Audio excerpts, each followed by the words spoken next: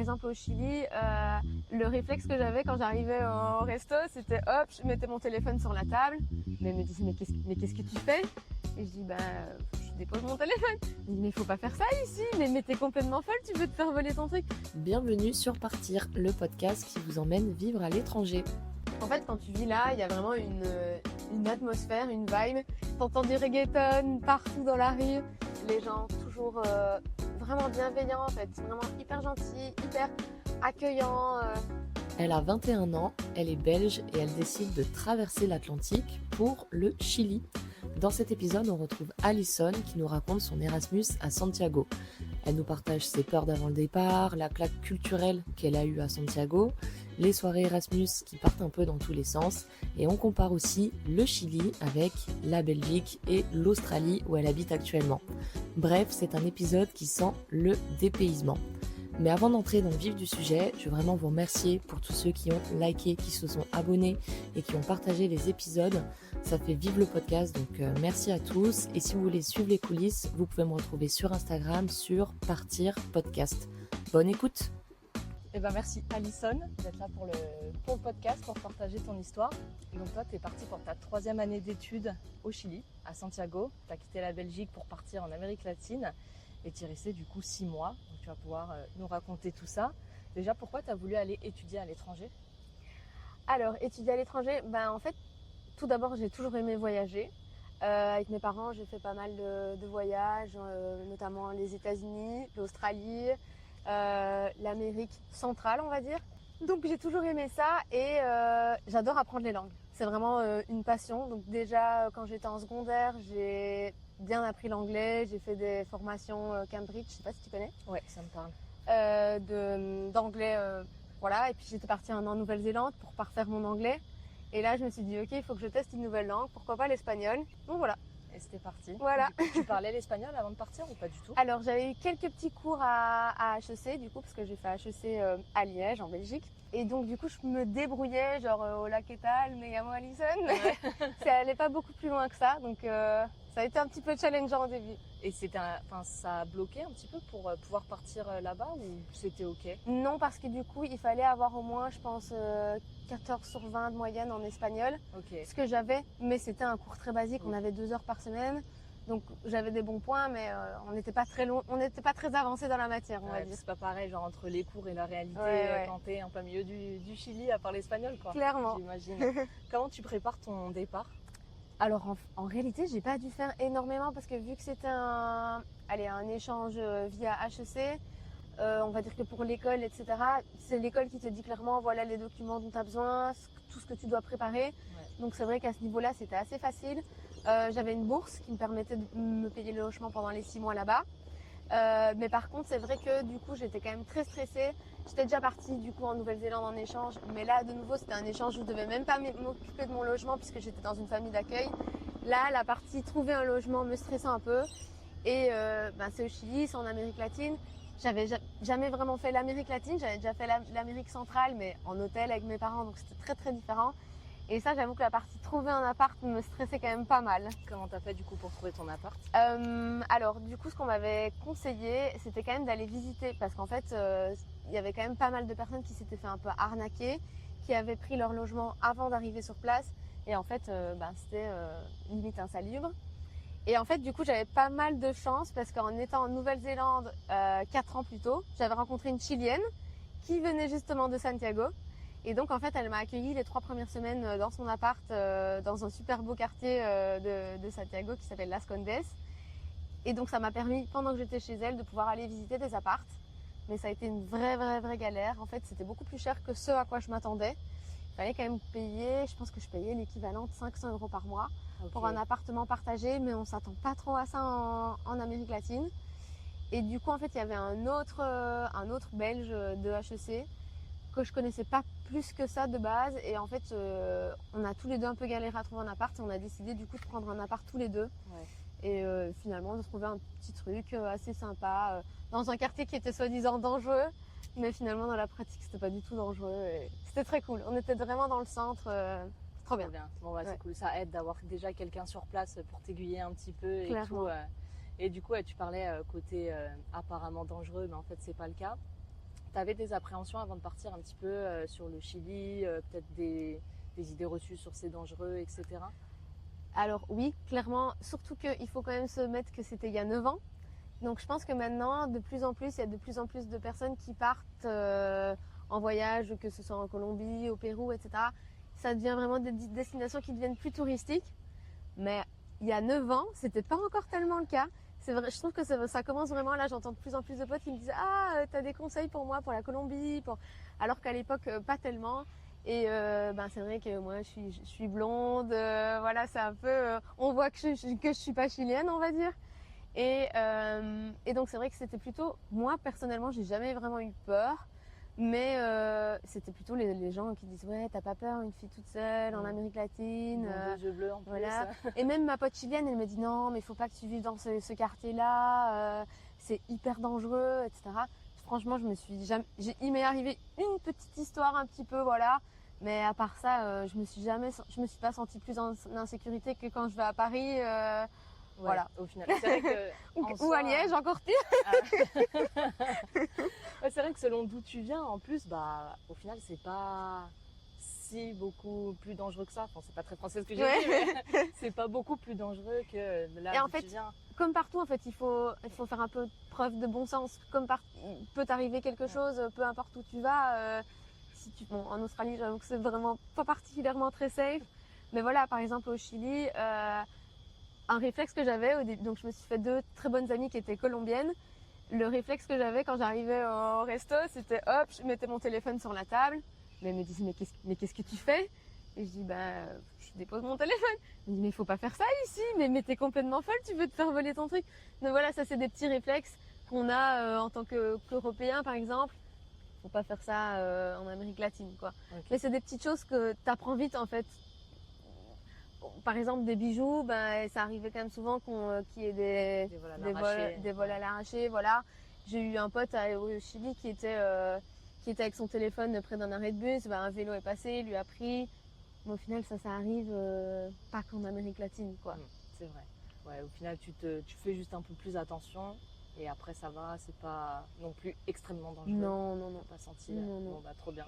Du coup c'est quoi tes premières impressions quand tu arrives à Santiago? Alors, franchement, ça a été vraiment un peu le coup de cœur immédiat. Et c'est assez marrant pour Santiago parce qu'il y a pas mal de gens qui, quand ils font un tour, qui vont par exemple en Patagonie, ils en profitent pour faire 2-3 jours à Santiago et qui n'aiment pas forcément la ville. Genre, les gens qui vont pour du tourisme sont souvent un peu déçus, trouvent que c'est pas très intéressant, etc.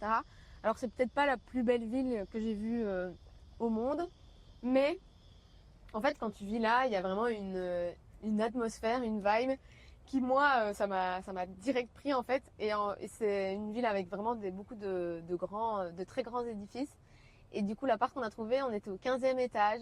Tous les soirs on avait des couchers de soleil sur la ville avec les montagnes derrière. C'était j'ai directement été prise par la vibe. T'entends du reggaeton partout dans la rue et c'est vrai que pour être totalement honnête, juste avant de partir au Chili, j'avais eu un copain qui était un peu...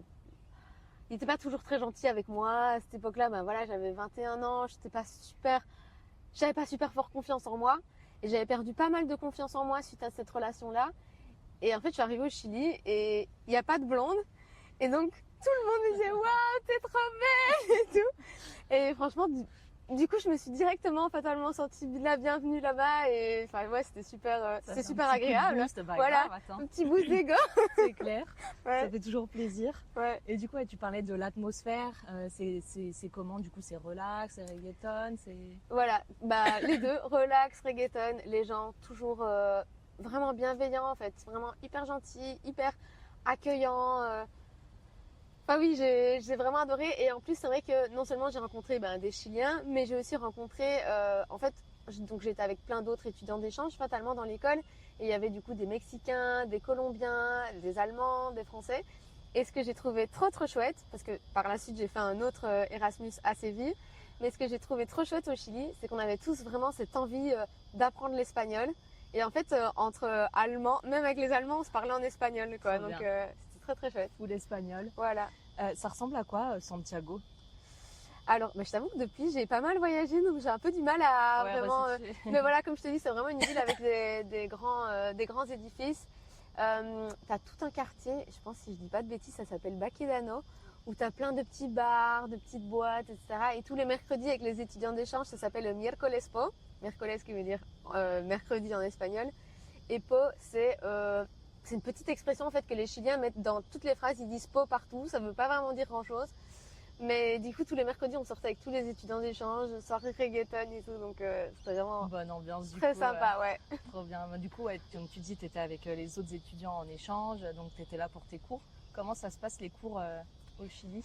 Alors les cours, j'ai vraiment bien aimé parce que, en fait, il faut quand même dire que je pense que aussi bien en France qu'en Belgique, quand quand tu fais des études comme HEC ou des études universitaires en général, je pense que c'est assez difficile. Il y a énormément de matières à étudier. Et au Chili, c'était vraiment différent. C'était des études, enfin, c'était un cursus universitaire, mais c'est beaucoup plus pratique en fait que à HEC en Belgique. Moi, je trouvais que c'était vraiment finalement très très théorique, bourrage de crâne. Je bourrais mon crâne, j'allais à mon examen, j'écrivais tout, je sortais de l'examen limite, C'était envolé. voilà, c'était parti.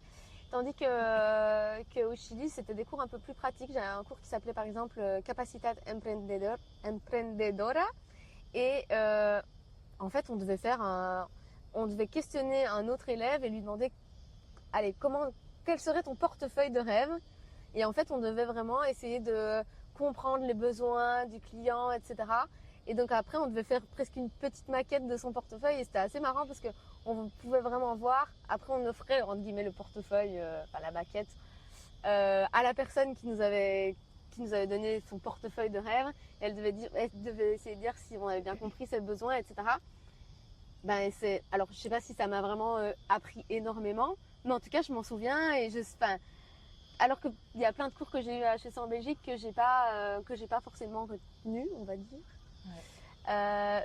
Mais voilà, donc du coup, c'était beaucoup plus pratique, mais du coup, j'ai trouvé ça beaucoup plus facile. Ouais, puis tu retiens mieux, t'assimiles, Voilà. etc. Non, c'est clair, la pratique, franchement, Ouais. au top. Comment ça se passe comment tu le vis, toi, d'être dans cet environnement multiculturel avec des personnes de toutes les nationalités? J'adore en fait parce que, alors je sais pas si tu ressens la même chose et j'adore ma vie en Belgique fatalement, j'adore ma famille, j'adore mes amis, mais parfois, je veux dire, là moi je suis née dans dans un petit village où je vais pas dire tout le monde a la même vie, mais il y a un peu on va dire, on fait des études, on espère rencontrer l'amour de sa vie à 20 ans, on termine ses études, on espère trouver un bon job, acheter une maison, avoir des enfants, le chien d'abord ou après avoir, et un peu la vie un peu toute tracée. Et en fait, je trouve que quand on voyage comme ça et on rencontre des gens vraiment de backgrounds différents finalement, parfois ça me permet de me sentir plus moi-même en fait, de pas avoir peur d'être finalement qui je suis vraiment, parce que tout le monde est là et tout le monde vient d'horizons tellement différents, des projets tellement différents, qu'en fait on a moins peur d'être jugé, alors que quand on est dans son petit village de Belgique, c'est un petit peu plus dur de Sortir du moule. Ouais, voilà. Ouais, c'est clair. Ouais, c'est vraiment deux modes de vie, deux visions différentes et tout. Et c'est clair, c'est hyper enrichissant aussi de voir d'autres manières de faire et tout. Donc, trop bien. Et du coup, tu disais que tu as rencontré des personnes de tous les horizons, mais aussi des Chiliens. Comment tu fais pour rencontrer des Chiliens? C'est des étudiants avec toi ou Oui, alors le truc qui était un petit peu mal fait, en fait, ce qui s'est passé, c'est que au Chili, ce sont des écoles publiques, si je dis pas de bêtises. Et en fait, ce qui s'est passé, c'est que la rentrée scolaire était supposée avoir lieu le 15 août. Sauf qu'en fait, finalement, ils ont fait. Il y avait tout le temps des grèves, etc. Je sais pas, sur le coup de l'école. Enfin, je sais pas très bien comment ça se passait. Mais du coup, il y avait eu une énorme grève dans l'université dans laquelle j'étais censée aller. Et donc, les cours devaient reprendre le 15 août et ça a été postposé au 25 septembre. Sauf que finalement, du coup, ils ont fait reprendre les étudiants vers le 1er septembre. Mais nous, les étudiants d'échange, on n'était pas encore arrivés. Et donc, en fait, ce qui s'est passé, c'est qu'ils ont fait une classe spécifique pour les étudiants d'échange. Et donc ça, c'était un peu dommage parce qu'on n'avait pas cours avec les Chiliens. Donc à cause de ça, c'était un peu plus difficile de rencontrer des Chiliens. Après, moi, j'avais du coup ma pote chilienne que j'avais depuis la Nouvelle-Zélande, qui elle m'a introduit à des amis à elle, qui eux m'ont introduit à des amis à eux.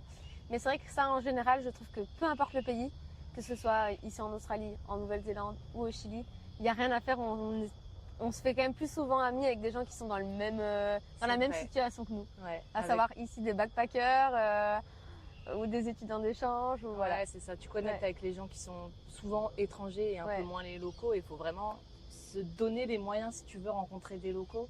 Moi, du coup, les seules fois où j'ai été avec des Australiens ici, c'est parce que j'ai bossé dans une entreprise et mes collègues c'était des Australiens et les clients c'était des Australiens. Mais en dehors de ça, je vois pas d'Australiens dans ma vie, quoi. Ouais, donc clairement. faut se bouger, quoi, pour connecter avec les locaux.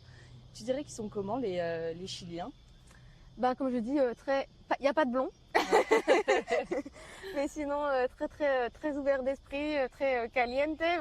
Comme on imagine en fait avec l'Amérique latine. Un truc qui m'a surprise, les Chiliens masculins, ils dansent. Beaucoup de monde danse, par exemple en Belgique. Quand tu vas en soirée, c'est plutôt les hommes, c'est piliers de comptoir et les femmes sur le dance floor. Ici, vraiment, c'est un des trucs vraiment qui m'a choqué la première fois que je suis sortie en boîte au Chili. C'est les hommes, ils viennent, ils te tendent la main comme ça, ils te disent ¿Quieres bailar? Et tu danses avec eux, quoi. Et ça, j'avais jamais connu ça en Belgique, quoi. Donc, ça change un petit peu. Ouais. Encore une fois, de salles, deux ambiances. Il y a d'autres habitudes culturelles ou d'autres manières d'être qui te surprennent au Chili? Alors, tout, mais ça, c'est un peu, je pense que c'est la culture plutôt hispanique, on va dire.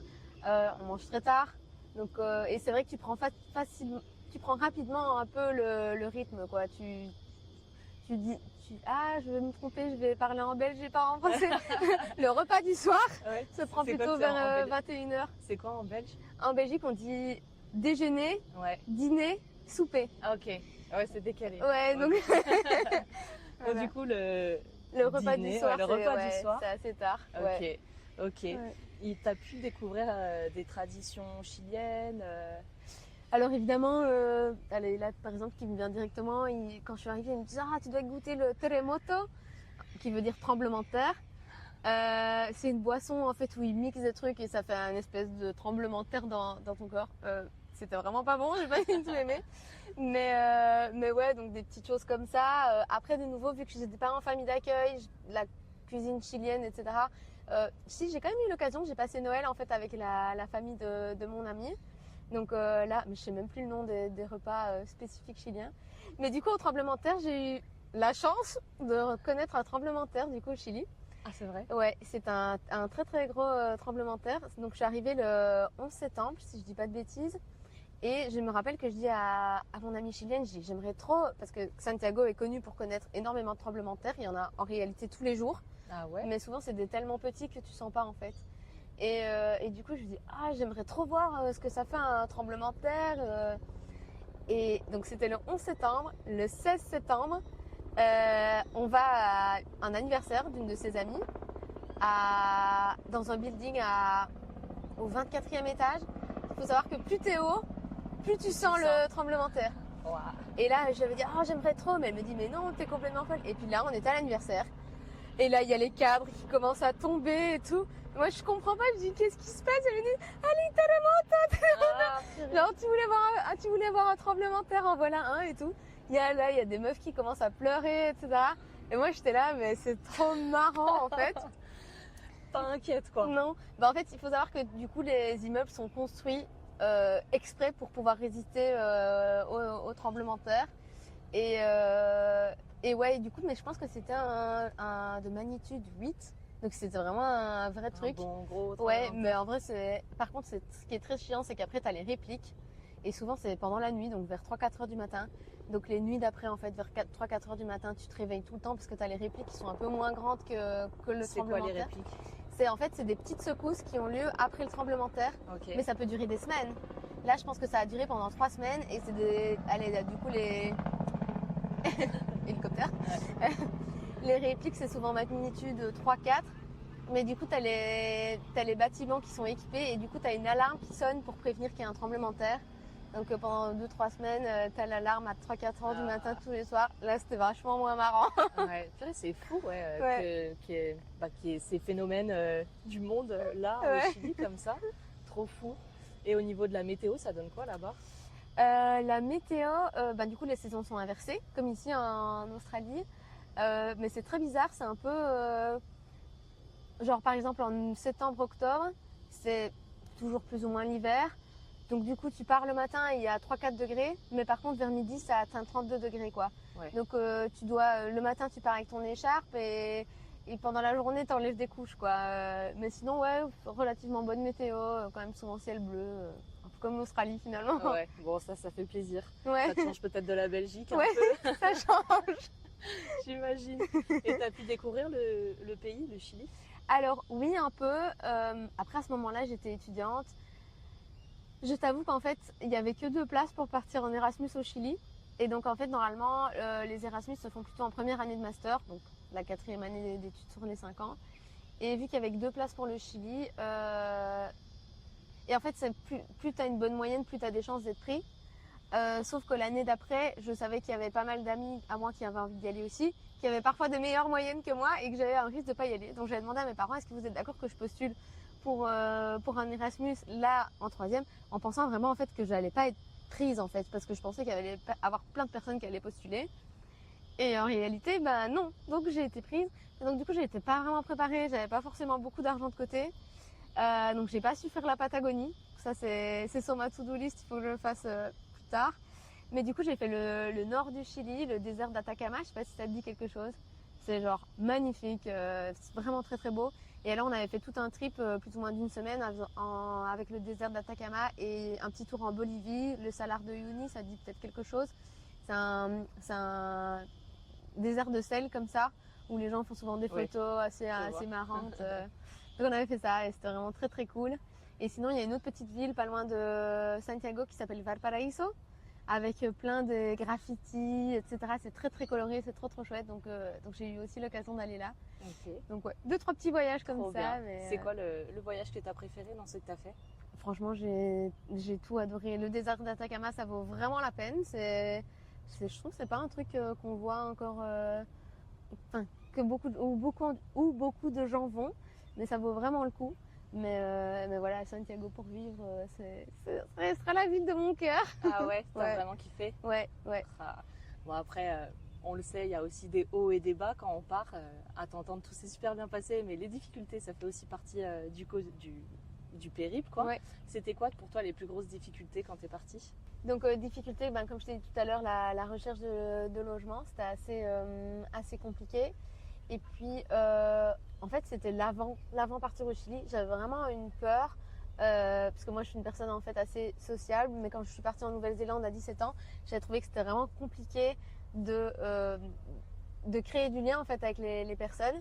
Et du coup, je stressais que ce soit la même chose au Chili. Et donc, les 2-3 semaines avant de partir, j'étais là, non, je veux plus y aller, etc. Et puis finalement, c'est la première fois que je partais vraiment. Alors, là, en Nouvelle-Zélande, j'étais toute seule aussi, mais j'allais dans une famille d'accueil.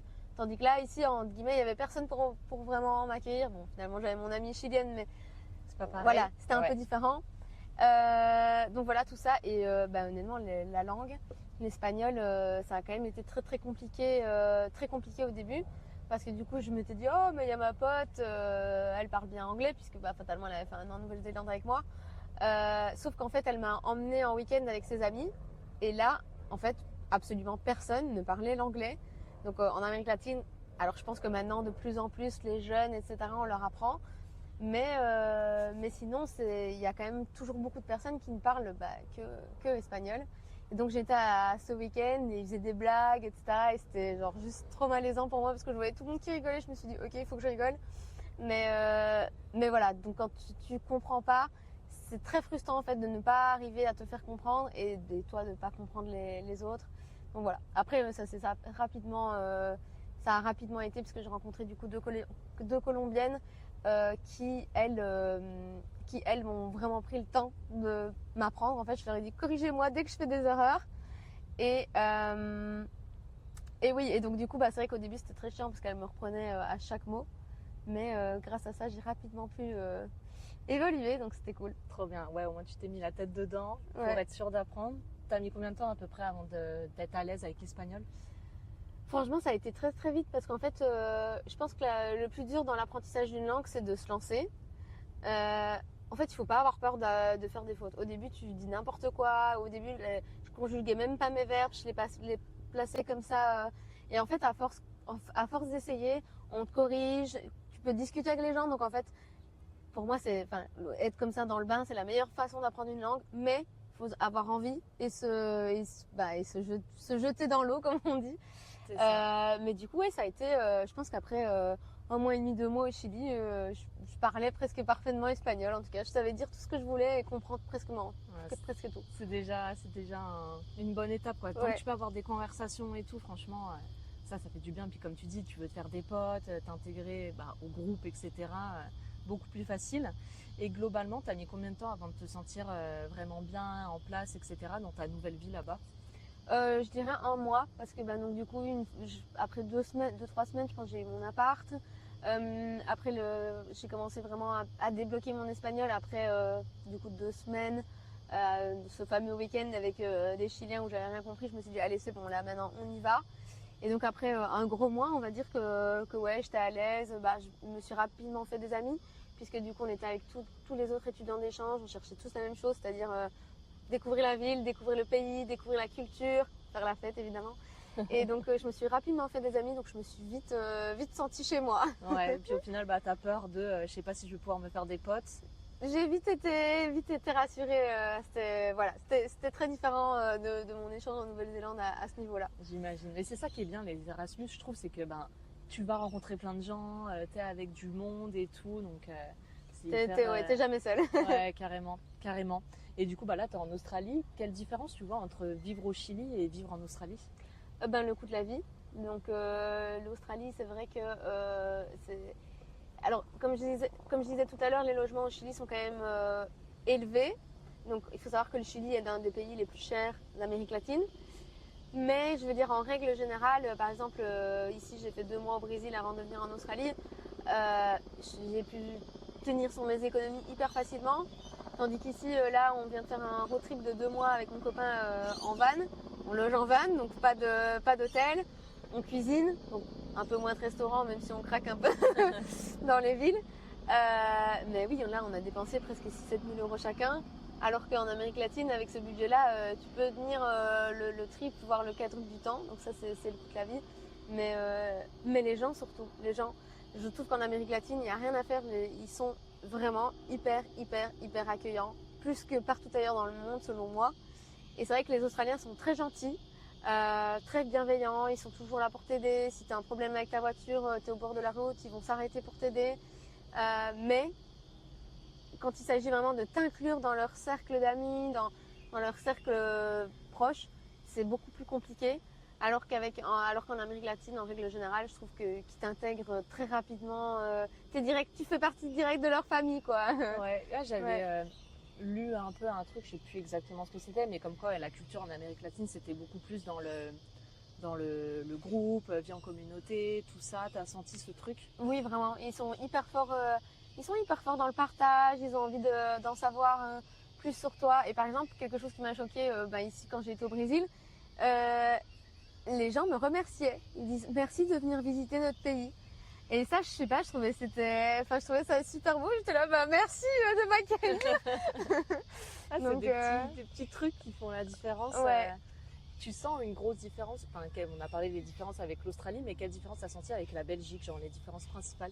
Alors, je pense que je peux me tromper, mais je pense que la Belgique, il y a quand même déjà une petite différence avec la France. Je pense qu'en général, les étrangers disent que les Belges sont plus accueillants que les Français. Je sais pas si c'est vrai ou pas. Mais c'est vrai que moi, du coup, je viens d'un petit village, d'une petite ville où je pense qu'on est très accueillant. D'ailleurs, du coup, c'est assez marrant parce que du coup, j'ai une amie australienne de Perth et son copain est canadien. J'ai passé une soirée avec eux il y a environ 1 mois à Melbourne. Et en fait, eux, ils ont vécu un moment en Belgique et lui, il s'était retrouvé dans la merde. Il n'y avait plus de train, il était bloqué à la gare. Et elle avait dit, attends, je pense que je connais quelqu'un qui peut t'aider. La personne en question, c'était mon père. Et en fait, il le connaissait pas. Enfin, mes parents connaissaient du coup la fille, mais ils connaissaient pas son copain. Mais du coup, mon père avait été chercher à la gare. Et du coup, lui, il me racontait son expérience en Belgique. Il me dit, j'ai direct su que j'étais en Belgique, on m'a proposé une bière. Ta maman, elle a fait un plat de frites comme ça. Et c'était trop marrant de voir comment un étranger se sentait accueilli en Belgique. Carrément. Et il avait adoré. Il était là, c'est l'expérience hyper cliché de la Belgique. L'accueil, les bières, les frites. Ouais. Donc voilà, donc je pense qu'en Belgique, on est quand même accueillant. Après, c'est encore très très très différent de l'Amérique latine. Comme je dis, en Amérique latine, ils ont vraiment toute cette culture vraiment danse, musique, etc. En tout cas, au Chili, tu as de la musique partout, partout, partout dans la rue. Ils sont là avec leur voiture, les fenêtres ouvertes, et t'entends le fameux là, Ouais. du rythme reggaeton Trop bien. partout. Donc ouais, Ouais, c'est vraiment une autre atmosphère, quoi. clairement, Cool. clairement. Et du coup, bah, après 6 mois intenses de découverte, tout ça, retour en Belgique, comment ça se passe ton retour? J'ai eu très très très dur. J'ai vraiment eu une petite, pas dire une petite dépression, mais une petite déprime post voyage parce que ben c'est vrai que moi c'était finalement la première fois que j'habitais seule, que j'avais vraiment senti cette liberté, cette possibilité de vivre une vie enfin que j'adorais, que voilà, et j'avais vraiment pris mes marques et revenir aussi. Donc comme je dis, comme je te disais tout à l'heure, la plupart des Erasmus en fait se font en 4e année. Donc je faisais partie des rares qui étaient partis plutôt en 3e année. Et donc en fait, c'est pas comme si tous mes amis revenaient d'Erasmus en même temps. Mes amis n'étaient pas partis en Erasmus. Donc j'étais peut-être un peu en décalage. Tandis que, donc après, en fait, du coup, ce qui s'est passé, c'est que normalement, on avait droit à un seul Erasmus. Et quand je suis revenue du Chili, ils ont annoncé que maintenant, on avait droit à faire 2 Erasmus.